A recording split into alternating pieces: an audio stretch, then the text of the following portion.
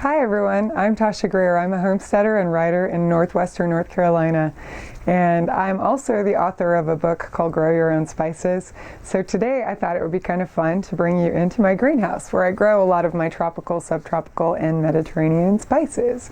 I do want to start first by just giving you some information about growing things inside a greenhouse. I have to tell you, when I first got this greenhouse, I thought it was the biggest waste of money. I could not control the temperatures. I couldn't keep plants alive. I was spending so much time coming up here, opening doors, opening windows. I was honestly just sort of feeling like an idiot. And so I took a little step back, did a whole bunch of research, and then made a plan for how I was going to garden in my greenhouse. And that plan basically started with me creating an environment in here, a climate that I could work in. I started with these foundation plants. This is a Meyer lemon and an Arbequina olive. They are fairly cold hardy. They can't withstand a whole lot of under 20-degree days, but they can certainly survive several. So even without any heat in here, our winters, with the protection of the greenhouse, these can survive. And so in fact the lemon tree is awesome because I get hundreds of lemons every year, more than I could ever possibly use, so lots of friends get some too. But that was the start of making this greenhouse functional. So I also added, it's a little hard to see, but I'll show you a close-up of it, a hot tub. And that hot tub is wood-fired, and my partner Matt and I use it very frequently, almost every night in winter, which is great because when we fire up the hot tub, we also generate steam and heat inside the greenhouse. So even with just the hot tub, even on the coldest, our 7-degree nights, it'll stay about 30 degrees in here. Now 30 is not warm enough for tropical plants. So the other thing I did was I grouped all of my tropical plants in one corner so that way I could just use one heater. So I basically have a small electric heater. It's definitely a greenhouse heater. And I use that directed right in that area, as well as some straw bales around the outside of the greenhouse in winter to create a little microclimate for growing plants that really can't take the cold. But I have done a couple other things to create nice microclimates. I put soil, I got nice dark compost-rich soil, and I put several inches of it in the entire space because soil is something that really controls climates. It holds heat, it also keeps things cooler, it holds moisture. So just having soil in the greenhouse, whether I garden in it or not, it's like carpet for your greenhouse. It's wonderful, and it helps really control the temperatures. And so that was another big step. I also put down some mulch just because I like the way it looks. So I added some mulch, and I added some additional sort of water, these black water drums that you see around. Those are on the north side.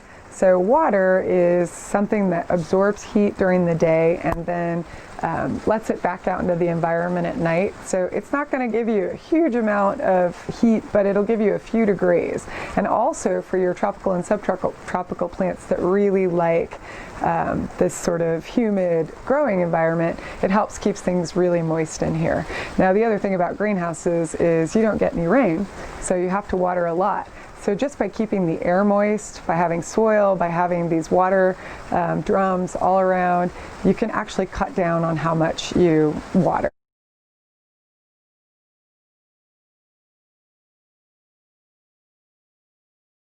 Right there you see my, I've got duckweed basically growing inside these, the black drums, and you'll see a water pump there. That's where I make compost tea.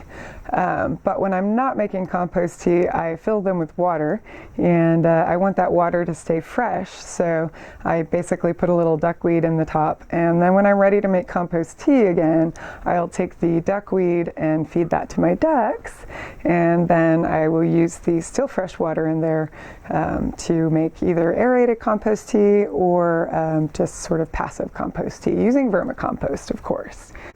Now here you can see my Kaffir lime, my annatto or achiote tree. You can see one of my avocados, my coffee plant, my patchouli in the background. You can see allspice and black pepper. Here you can see my tamarind, my cardamom, my galangal, another allspice, some rosemary, some turmeric.